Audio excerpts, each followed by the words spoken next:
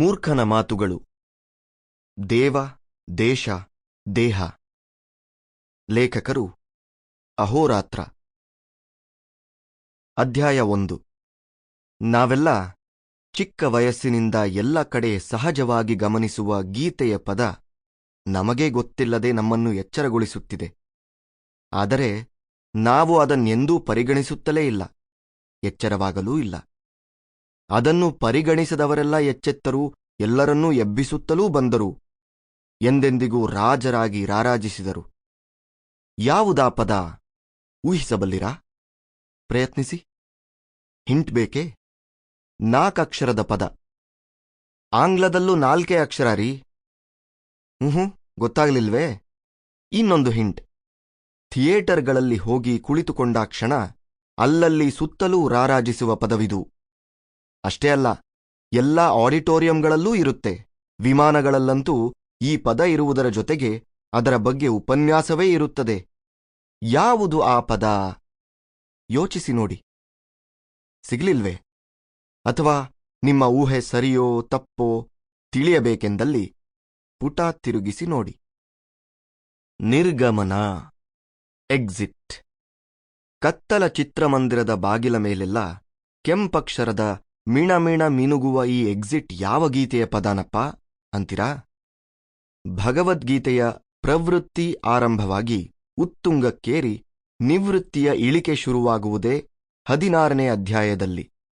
ಅದೇ ಅಧ್ಯಾಯದಲ್ಲಿ ಕೃಷ್ಣ ಪ್ರವೃತ್ತಿಂ ಚ ನಿವೃತ್ತಿಂ ಚ ಜನಾನ ವಿದುರಾಸುರಾಹ ಎನ್ನುವ ಶ್ಲೋಕದಲ್ಲಿ ಈ ಮಾತನ್ನು ಹೇಳುತ್ತಾನೆ. ಅಂದರೆ ಬುದ್ಧಿಹೀನರು, ಸ್ವಾರ್ಥಿಗಳು, ಅಜ್ಞಾನಿಗಳು ಈ ಜಗತ್ತು ತನ್ನ ಹಿಡಿತದಲ್ಲಿ ನಡೆಯುತ್ತಿದೆ ಎಂದು ತಿಳಿದವರೆಲ್ಲ ಎಲ್ಲಾ ವಿಷಯಗಳಲ್ಲಿಯೂ ನಿರ್ಗಮನವನ್ನು ಗಮನಿಸದೇ ಆಗಮಿಸುತ್ತಾರೆ ಎಂದು ಅರ್ಥ. ನಿವೃತ್ತಿಯನ್ನು ಲೆಕ್ಕಿಸದೆ ಪ್ರವೃತ್ತಿಗಿಳಿಯುತ್ತಾರೆ ಎಂದರ್ಥ. ಇಳಿಯುವುದರ ಪರಿವೆಯೇ ಇಲ್ಲದೆ ಹತ್ತುತ್ತಾರಲ್ಲ, ಹಾಗೆ. ಬಿಚ್ಚುವ ಆಲೋಚನೆಯೇ ಮಾಡದೆ ಮುಚ್ಚಿಡುತ್ತಾರೆ. ತಾನೇ ಮರೆತು ಹೋಗುವಷ್ಟು ಬಿಚ್ಚಿಡುತ್ತಾರೆ. ಕಳೆಯೋಕ್ಕೆ ಬರದೆ ಕೂಡಿಡುತ್ತಾರೆ. ಕಳೆಯೋ ಸಮಯಕ್ಕೆ ಕಳೆದು ಹೋಗುತ್ತಾರೆ. ಅಷ್ಟೇ ಅಲ್ಲ, ತೀರಿಸಲಾಗದಷ್ಟು ಸಾಲ ಮಾಡುತ್ತಾರೆ. ಕೆಲಸ ಹೋದರೆ ಅಳ್ತಾರೆ, ಕೆಲಸ ಬಂದರೆ ನಗ್ತಾರೆ. ಸಾವಿರುವ ಈ ಭೂಮಿಯಲ್ಲಿ ಹುಟ್ಟಿ ಸಾವೇ ಬೇಡವೆನ್ನುತ್ತಾ ಸಾವೇ ಇಲ್ಲ ಎಂದು ಹೇಳಿ ಕಡೆಗೆ ಸಾವನ್ನಪ್ಪುತ್ತಾರೆ. ಆಗಮನ ಆದ ಮೇಲೆ ನಿರ್ಗಮನ ಆಗಲೇಬೇಕು. ಕೆಲವು ಸಲ ತುರ್ತು ನಿರ್ಗಮನವೂ ಆಗಬಹುದು ಎಂದು ಎಲ್ಲ ಕಡೆಯೂ ನಿರ್ಗಮನ ಕಾಣುವ ಈ ಜಗದ ಕಥೆಯನ್ನು ಚಿತ್ರಮಂದಿರದ ಎಂಟ್ರಿ ಎಕ್ಸಿಟ್ ಹೇಳುತ್ತೆ.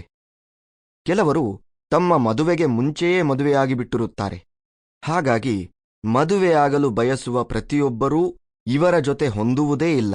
ಯಾಕೆಂದರೆ ಇವರು ಮದುವೆಯಾದ ಆ ಊಹನಾ ಸಂಗಾತಿಯ ಎಲ್ಲಾ ಗುಣಗಳು ತಾವು ಪ್ರೀತಿ ಮಾಡಬಯಸುವವರಲ್ಲಿ ಕಂಡಿರದ ಕಾರಣ ಇವರ ಪ್ರಯತ್ನಗಳೆಲ್ಲ ಮುರಿದು ಬೀಳುತ್ತವೆ.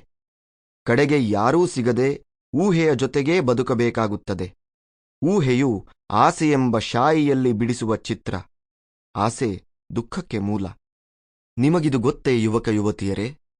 ನೀವು ಇನ್ಫ್ಯಾಚುಯೇಷನ್ ಅಂತ ಏನಂತೀರೋ ಆ ಊಹನಾ ಪ್ರೀತಿ ಆರಂಭವಾಗುವುದೇ ಈ ನಿಮ್ಮ ಊಹನಾ ಸಂಗಾತಿಯನ್ನು ಎಲ್ಲೆಲ್ಲೂ ಹುಡುಕಿ ಅವು ಅತಿ ಹೆಚ್ಚು ಕಂಡವರಲ್ಲಿ ಮನವರ್ಪಿಸುವಿರಿ. ಅದು ಎಷ್ಟು ಆಳ ಒಳಹೋಗುವಿರೆಂದರೆ ನಿಮಗೆ ಆಚೆ ಬರಲು ಸಾಧ್ಯವಿಲ್ಲದಷ್ಟು ಆಳ. ಕಡೆಗೆ ಆ ಆಳದಲ್ಲಿ ನಿಮಗೆ ಆ ನಿಮ್ಮ ಊಹನಾ ಸಂಗಾತಿ ಕಾಣದಿದ್ದರೆ ಅಲ್ಲಿ ನೀವು ಹೊರ ದಾರಿ ಕಾಣದೆ ದಿಕ್ಕಿಲ್ಲದ ಪರಿಸ್ಥಿತಿ ತಲುಪುತ್ತೀರಿ.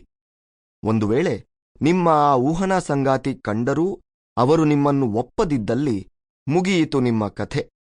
ಚಕ್ರವ್ಯೂಹದ ಒಳಗೆ ಹೋಗುವುದು ಮಾತ್ರ ಕಲಿತು ಒಳಗೆ ಹೋದ ಅಭಿಮನ್ಯು ಹೊರಗೆ ಬರಲಾರದೆ ಅಲ್ಲೇ ಮರಣಿಸಿದ ಪರಿಸ್ಥಿತಿ ನಿಮ್ಮದು.